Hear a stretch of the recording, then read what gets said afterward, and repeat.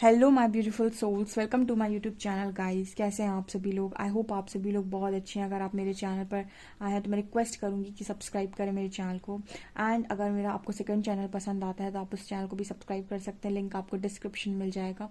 Psychic tarot Shivi 888। Okay, सो आज का जो टॉपिक है ना गाइज, वो ये रहने वाला है आप लोगों के लिए कि आपकी पर्सन अपनी फैमिली से रिलेटेड, अपने घर की इश्यूज से रिलेटेड आपको क्या चीज़ें बताना चाहते हैं, क्या वो आपको कहना चाहते हैं। सो हम देखने की कोशिश करते हैं बहुत जल्दी से।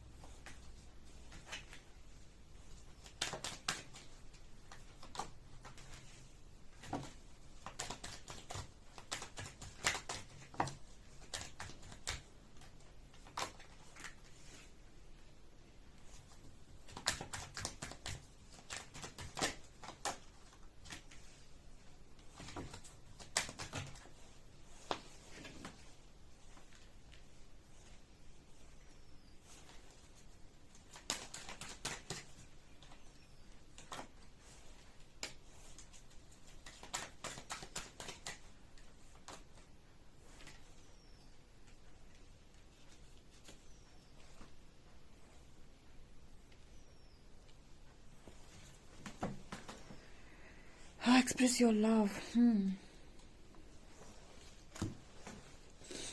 ओके, पहले हम इतने कार्ड्स रीड करते हैं, उसके बाद हम रीडिंग करेंगे आपके टैरो से भी। ठीक है, कुछ कार्ड्स हम टैरो से ज़रूर लेंगे।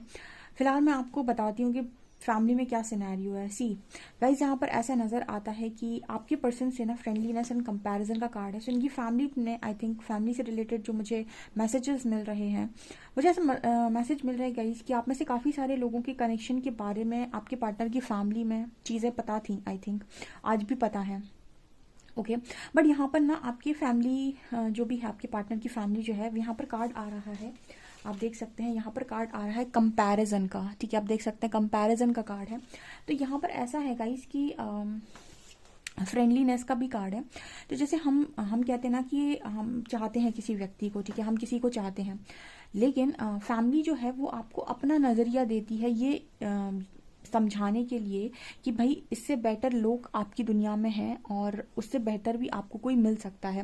तो यहाँ पर फ्रेंडलीनेस का कार्ड कहीं ना कहीं कंपैरिजन के साथ ये मैसेज दे रहा है कि जिस तरीके से आप इस पर्सन की लाइफ में थे, जिस तरीके से आप इस पर्सन की लाइफ, मतलब आप इस पर्सन को एक सोलमेट वाइब दे रहे थे, बिकॉज फ्रेंडलीनेस मुझे सोलमेट की एनर्जी फील हो रही है। तो आप इस पर्सन को एक सोलमेट वाइब दे रहे थे बिकॉज ये पर्सन आपको बहुत ज़्यादा चाहते हैं, डेफिनेटली बहुत ज़्यादा चाहते हैं। बट ऐसी एनर्जी फील हो रही है जैसे आपका कंपैरिजन किसी और के साथ कर दिया गया हो। यानी ऐसा कहा गया हो कि आपसे बेहतर है इस दुनिया में, आप उतने अच्छे नहीं हैं। देखिए जो भी फैमिली होती है या फिर जो भी लोग होते हैं, देखिए मैट्रिक्स में जो लोग भी रहते हैं, 3D जिनकी भी सोच होती है, उनकी सोच कहीं पर भी सोल लेवल पर हो ही नहीं सकती। वो चीज़ों को सोल कॉन्शियसनेस में आकर चीज़ों को समझते ही नहीं हैं। वो जितना जानते हैं वो ह्यूमन कॉन्शियसनेस में जानते हैं, वो अपने आप को एक शरीर जानते हैं और वो शरीर शारीरिक बातों को ही समझते हैं, ठीक है। लेकिन जब हम स्पिरिचुअलिटी में आते हैं तो हम सोल कॉन्शियसनेस में टैप इन करते हैं, जहाँ हम अपने आप को एक शरीर नहीं एक आत्मा जानते हैं, जिसका हर व्यक्ति के साथ एक कर्म संबंध होता है, ठीक है। वो कोई भी उसके लाइफ में ऐसे ही नहीं आता, एक कर्मा को कंप्लीट करने के लिए आता है। वो अच्छा भी हो सकता है, बुरा भी हो सकता है, प्रारब्ध से गुड कर्मा भी हो सकता है, बैड कर्मा भी हो सकता है, कोई खुशियाँ भी देता है, कोई तकलीफें भी दे देता है। तो सोल कनेक्शंस ऐसे कनेक्शंस होते हैं जो पास्ट लाइफ में भी बहुत ज़्यादा एक दूसरे के साथ बहुत खूबसूरत तरीके से रहे हैं, इस लाइफ में फिर से आए हैं, फिर से मिल गए, फिर से वो कनेक्टिविटी फील हो रही है। लेकिन यहाँ के टर्म्स और कंडीशंस आपको अलग तरीके से ट्रीट करने लगते हैं। तो यहाँ पर आप लोगों का कंपैरिजन करने लगते हैं कि इससे बेटर लोग भी हैं, इससे बेहतर लोग भी हैं। क्यों? क्योंकि फिर से वो एक ह्यूमन बॉडी को देख रहे हैं। तो वहाँ पर वो ह्यूमन बॉडी देख रहे हैं तो खूबसूरती देख रहे होंगे, स्टेटस देख रहे होंगे, पैसा देख रहे होंगे, हर चीज़ देख रहे होंगे, राइट। बट आपका पार्टनर या आप क्या देख रहे हो, वो फीलिंग देख रहे हो कि आप क्या फील कर रहे हो, सामने वाले के साथ क्या कनेक्टिविटी है, राइट। तो डियर, इनकी फैमिली जो भी रही है, कंपैरिजन हुआ है, क्योंकि सीधा कार्ड ही आया है कंपैरिजन का, ठीक है। वो यूनिवर्स ही क्लियर कार्ड्स देते हैं। सो आपके पर्सन ने कहीं ना कहीं बात मानी। बात मानने के बाद यहाँ पर 2 कार्ड्स निकल कर आ रहे हैं। देखिए तुरंत तो किसी को भी चीज़ें समझ में नहीं आती। आप लोगों को भी अवेकनिंग आ गई, आप लोगों को भी स्पिरिचुअलिटी समझ में आ गई, ठीक है। आप लोगों को भी कर्मा समझ में आ गया, तो आप लोगों ने कर्मा के रोल को समझ लिया है, तो आपके अंदर वो चीज़ें आई हैं, वो संतुष्टि आई है। पर जो नहीं समझ पाता है उसको वो चीज़ें कभी निकल ही नहीं पाता, वो हीलिंग कभी कर ही नहीं सकता। जो कर्मा को नहीं मानता वो हीलिंग कैसे करेगा अपनी, क्योंकि वो मानता ही नहीं कि उससे कभी गलतियाँ हुई थी पास्ट में या पास्ट लाइफ में, ओके ना। तो यहाँ पर कार्ड आ रहा है पास्ट लाइफ का एंड सेपरेशन का। जब भी इस पर्सन ने ना दूसरों को दूसरे और को किसी और के साथ भी कहीं ना कहीं ये पर्सन गए या फिर जाकर इन्होंने देखा, तो इनको समझ में आया कि ना, आपके साथ जो कनेक्शन है वो कहीं ना कहीं पास्ट लाइफ कनेक्शन तो है। सेपरेशन का कार्ड आ रहा है क्योंकि आपके बिना इस पर्सन को घुटन होने लग गई। यहाँ पर 10 नंबर का कार्ड है।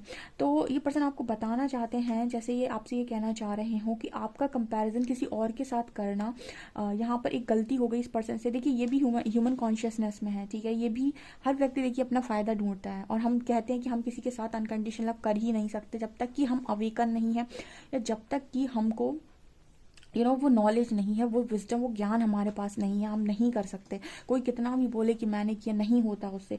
ब्लेमिंग एनर्जी होगी, ज़्यादा होगा तो इंसान कह देगा कि ठीक है मैंने उसे माफ़ किया, वो जाए, जिसके साथ रहना है रहे, खुश रहे। लेकिन फिर भी एक्सेप्टेंस नहीं आती है, फिर भी वो दोबारा उसको एक्सेप्ट नहीं कर सकता है अपनी लाइफ में। वो ईगो करने ही नहीं देगा। 100% ईगो जब होता है हमारे अंदर, जब तक वो शैटर नहीं हो जाता, हम चीज़ों को मानते ही नहीं हैं, ठीक है। हमारे ईगो को कंफर्टेबल लाइफ पसंद आती है और डिसकंफर्ट करता है सोल पार्टनर। तो यहाँ पर ये मैसेज निकल कर आ रहा है कि आपके जो पर्सन है ना, उन्होंने ये नोटिस किया कि बड़ा सेपरेशन हो रहा है, इस पर्सन को घुटन फील हो रही है। तो इस पर्सन को समझ में आया कि नो, ये तो कुछ ना कुछ डिफरेंट है भाई, ये तो पास्ट लाइफ कनेक्शन है, ये कुछ ऐसा है जो इस पर्सन को नहीं फील हो रहा है किसी और के साथ, ठीक है। तो ये चीज़ ये बताना चाह रहे हैं कि इन्होंने बात मानी भाई अगलों की, ठीक है, लोगों की बात मानी। और वो बात इसलिए मानी क्योंकि देखिए हम अगर पेरेंट्स के अगेंस्ट जाकर कोई चीज़ करते हैं या फिर हम पेरेंट्स के इशू को हील नहीं कर पाते हैं। देखिए 2 चीज़ें होती हैं, पेरेंट्स के अगेंस्ट जाना ही नहीं होता है। पता नहीं लोग क्यों जाने की कोशिश करते हैं। पेरेंट्स के अगेंस्ट जाकर चीज़ें कभी सही नहीं होती हैं, वहाँ भी एक कर्मा क्रिएट हो जाता है, जिसकी जो एनर्जी है वो आपके साथ साथ चलती है।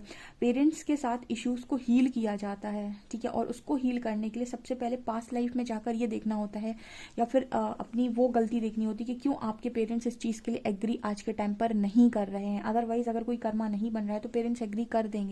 या फिर तीसरी चीज़ होती है कि आप सरेंडर करें यूनिवर्स को, पाथ मांगे, वो हेल्प कर देंगे आपकी। तो हम ये सारी चीज़ें ही नहीं करते। हम एक काम कर पाते हैं, वो है ब्लेमिंग, क्योंकि हमारे ह्यूमन कॉन्शियसनेस में इतना ही होता है कि जिसने हमारे हिसाब से काम नहीं किया वो चीटर है, धोखेबाज, से निकाल दो। सोल कॉन्शियसनेस कहती है आप कर्म से जुड़े हुए हैं। अगर किसी का कर्मा कहीं और बन रहा है, लेसन कहीं और बन रहा है, तो उसे सीखना पड़ेगा, ठीक है। तो इंसान अब क्या हो रहा है ना, घुट रहा है, वो बताने की कोशिश कर रहा है कि अभी वो बहुत ज़्यादा उसको सेपरेशन फील हो रहा है।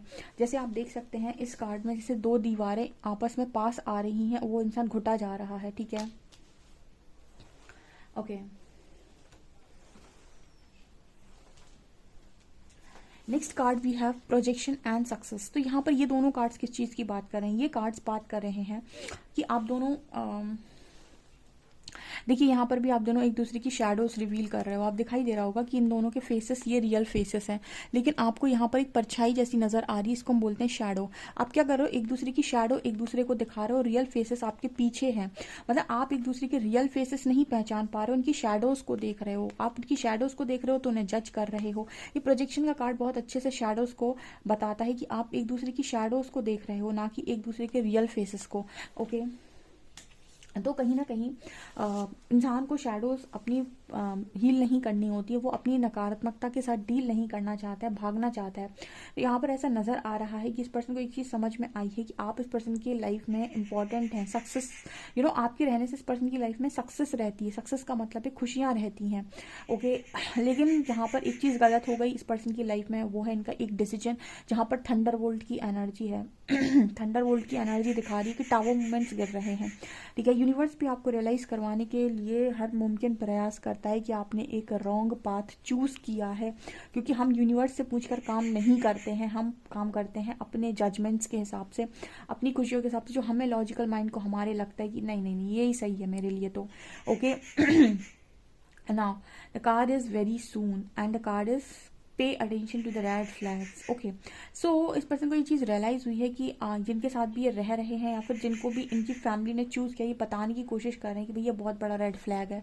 ठीक है, मतलब यहाँ पर जैसे इस पर्सन को ये चीज़ फील हुई है कि भाई नहीं रह सकते। ठीक है, नहीं रह सकते, घुटन हो रही है। अगर आपके साथ ये पार्टनर नहीं रहा होता ना, तो पूरा कोशिश करता उसके साथ एडजस्ट करने की। लेकिन क्योंकि ये पार्टनर आपके साथ रहे हैं, तो ये आपको कंपेयर करते हैं उस व्यक्ति के साथ, या फिर हम ये कहें कि उस व्यक्ति को कंपेयर करते हैं आपके साथ। क्यों ऐसा करते हैं? क्योंकि आपके साथ रह चुके हैं, तो इनको पता है कि एक इंसान ऐसा भी था इनकी लाइफ में और भी एक इंसान इनकी लाइफ में ऐसा भी आ गया है। तो यहाँ पर कंपेरिजन की एनर्जी, क्योंकि यहाँ पर कंपेरिजन है, तो ये पर्सन ये देखने की कोशिश कर रहे हैं कि भाई ये तो गलती हो गई मेरे से बहुत बड़ी। ठीक है, मतलब वो यही बात हो गई कि मेरे हाथ में कुछ बहुत अच्छी चीज़ें थी और जो मैंने फेंक कर कुछ ऐसा कचरा उठा लिया। क्योंकि यहाँ पर देखिए ऐसा है, मैं ये नहीं कहती कि कोई इंसान कचरा है या फिर कोई चीज़ें कचरा है। नो, क्या होता है ना, हर व्यक्ति का एक अपना फ्रिक्वेंसी, एक अपना वाइब्रेशन होता है। ज़रूरी नहीं कि जो आपके लिए बहुत अच्छा हो वो दूसरे के लिए भी उतना ही अच्छा हो। जैसे जितने अच्छे आप अपने पर्सन के लिए, ज़रूरी थोड़ी ना कि आप दुनिया के सारे लोगों के लिए उतने ही अच्छे हैं। ठीक है, तो ऐसा है गाइस कि जैसे ही आपका दूसरा वाला पार्टनर है जो आपके पार्टनर के साथ, ठीक है, आपके पार्टनर के साथ जो भी इंसान है, ज़रूरी तो नहीं कि वो जितना अच्छा औरों के साथ है उतना अच्छा आपके पर्सन के साथ भी हो, या फिर वो उसकी अच्छाई आपके पर्सन को उस लेवल से ना लग रही हो जैसे आपकी लग रही थी। तो हर इंसान अपने अपने में बड़ा अच्छा है, अपने लोगों के लिए बहुत अच्छा है। ठीक है ना, जो उसके अपने लोग होते हैं। तो आपसे कंपैरिजन किया जा रहा है और ये सोचा जा रहा है कि नो, ये तो कुछ डिफरेंट ही है। ठीक है, सो ये चीज़ें इस पर्सन को टावर मूवमेंट फील करा रही, बिकॉज कहीं ना कहीं लोगों ने जब आपकी केमिस्ट्री को देखा, या फिर जब इस पर्सन ने आपके साथ चीज़ों को फील किया, तो इस पर्सन को रियलाइज़ हुआ कि एक मैग्नेटिक अट्रैक्शन है, एक ऐसा अट्रैक्शन, एक ऐसा पुल है जो इतनी आसानी से जाता ही नहीं है और आपको दोबारा एक दूसरे के प्रति आकर्षित करता है। और यहाँ पर कार्ड आ रहा है कि इस पर्सन को जैसे गाइडेंस आ रही है कि इस पर्सन को जल्दी ही कुछ ना कुछ डिसाइड करना पड़ेगा। ठीक है, बहुत जल्दी से इस पर्सन को डिसाइड करने की ज़रूरत है। अगर इस पर्सन को रेड फ्लैग्स नज़र आ रहा है तो इस पर्सन को डिसाइड करने की ज़रूरत है कि ये क्या करना चाहते हैं। ठीक है, और यहाँ पर इस पर्सन को ये भी कहा जा रहा है कि कंट्रोल इश्यूज़ को छोड़ दीजिए। कंट्रोल इश्यूज़ का मतलब कि मेरे हिसाब से चीज़ें होनी चाहिए। पास्ट में भी इस पर्सन ने ये चीज़ें करने की कोशिश की हैं कि कंट्रोल अपने हाथ में लेने की कोशिश की है। ठीक है, पहले भी ये पर्सन ने ये चीज़ करने की कोशिश की है कि सारा काम मेरे अकॉर्डिंग होना चाहिए, मेरी सोच के अकॉर्डिंग होना चाहिए, मेरे हिसाब से होना चाहिए। तो यहाँ पर एंजल जैसे इस पर्सन को समझाने की कोशिश करेंगे, कंट्रोल रिलीज कर दो, कंट्रोल बिल्कुल रिलीज कर दो कि ऐसा होना चाहिए, ऐसा होना चाहिए, ऐसा होना चाहिए। देखिए, जब हम डिवाइन पर फेथ बना रहे होते हैं, जब हम ये कह रहे होते हैं कि परमात्मा हमारे लिए बेस्ट करेगा, तो जब परमात्मा हमारे लिए बेस्ट करेगा तो हम क्यों बताएं परमात्मा को कि बेस्ट क्या है? वो करेंगे ना अपने अकॉर्डिंग। अब ज़रूरी तो नहीं कि वो जो बेस्ट कर रहे हैं वो तुम्हें पसंद आ जाए, क्योंकि तुम्हें शायद पहले पसंद नहीं आए, वो हो सकता है तुम्हें बाद में बहुत पसंद आए वही चीज़। क्योंकि क्या होता है ना, जब तुम जो चीज़ मांग रहे होते हो वो तुम अपने अकॉर्डिंग मान रहे हो, और परमात्मा फ्यूचर देख कर बैठे हैं कि इस व्यक्ति के साथ इसका क्या फ्यूचर हो सकता है। ठीक है, तो जब हम ये कह देते हैं कि यूनिवर्स कर रहे हैं, तो हमें ट्रस्ट करना होता है कि बेटर प्लानिंग है।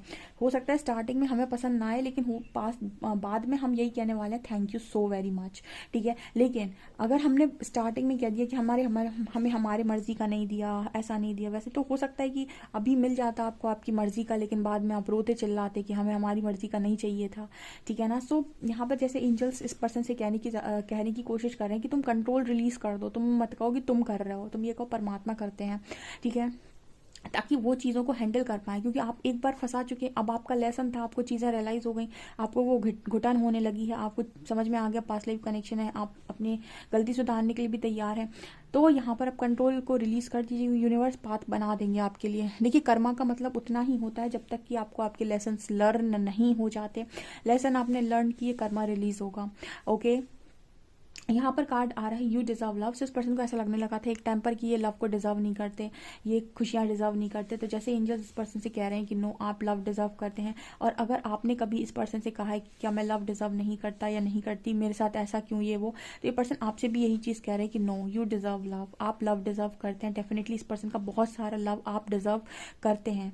यहाँ पर कार्ड आ रहा है फॉरगिविंग एंड लर्निंग। सो मैंने आपको बताया था कि यहाँ पर जो मेन चीज़ थी वो यही थी कि आपकी लर्निंग थी, ठीक है। फॉरगिविंग एंड लर्निंग, माफ़ करना सीखो और अपनी लेसन्स को लर्न करो। तुम किसी को ब्लेम नहीं कर सकते कि उसने मेरे साथ ये किया है।